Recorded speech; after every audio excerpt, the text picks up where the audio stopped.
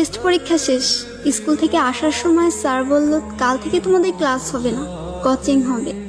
বাড়ি আসলাম, স্কুল ড্রেসটা খুলে যত্নে রাখলাম, কারণ আমাদের সেই স্কুল ড্রেসের রুলসটা আর নেই। এখন যে যার মতো স্কুল ড্রেস পরলেও চলবে, না পরলেও চলবে। ড্রেসটাকে যত্ন করে রাখলাম, কারণ এই ড্রেসটার সাথে আমার জীবনের বেস্ট সময়গুলো জড়িয়ে।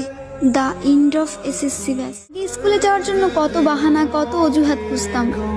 ক্লাস 8-9 ওঠার পরে এমনটা ভাবতে লাগলাম, এই ভালো সময়টা যেন কখনো না ফুরায়।